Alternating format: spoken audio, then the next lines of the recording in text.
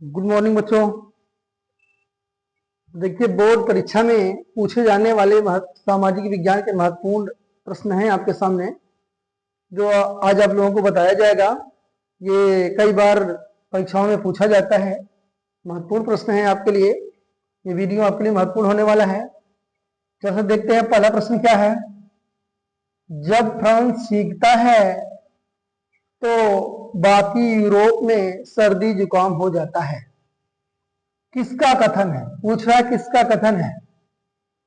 जब फ्रांस सीखता है तो बाकी यूरोप में सर्दी जुकाम हो जाता है। यह कथन किसका है? तो यह है कथन आपका मैटरनिक का। कहीं कहीं मैटरनिक देता है, कहीं कहीं मैटरनिक भी लिखा गया है। तो आपका बिस्मार्क नहीं है, लुई फिलिप नहीं है, नेपोलियन नहीं है। आपका ऑप्शन क्या हो जाएगा? मैटरनिक। तो उस समय सबसे शक्तिशाली देश फ्रांस ही था, इसलिए ये उसके बारे में ये कथन कहे गए हैं। और दूसरा है, अंतरराष्ट्रीय मुद्रा कोष की स्थापना किस सम्मेलन में हुई थी?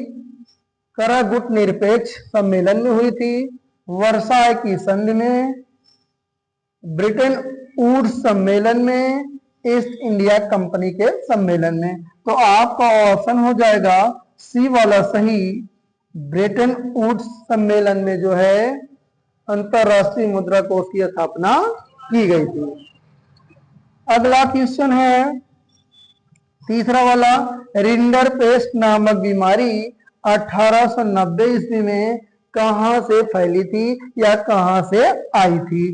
तो आपका ऑप्शन दिया गया है, यानी अफ्रीका, दक्षिण अमेरिका, भारत, रूस। चार ऑप्शन आपके सामने हैं। तो रिंडरपेस्ट नामक बीमारी जो है अफ्रीका से आई थी।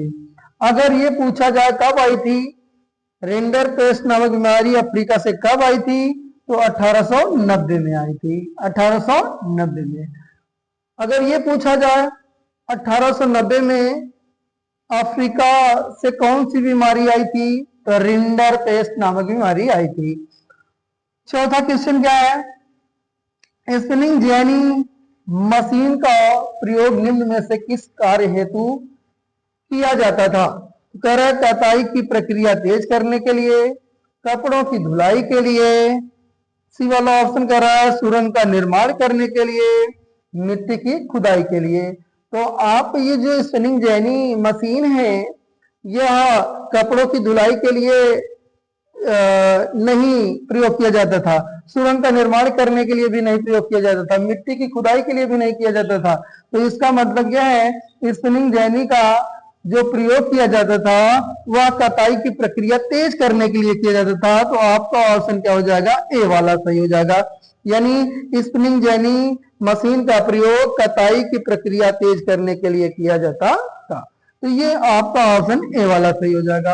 अगला प्रश्न है, जो आज का शानदार प्रश्न होगा, अंतिम प्रश्न होगा। निम्न में से गुलामगिरी किसकी रचना है? तो जो गुलामगिरी लिखी गई है यह किसकी रचना है? तो चार ऑप्शन आपके सामने हैं। क्या डॉक्टर भीमराव रामजी अम्बेडकर द्वारा लिखी गई है? क्या महात्मा गांधी द्वारा लिखी गई है?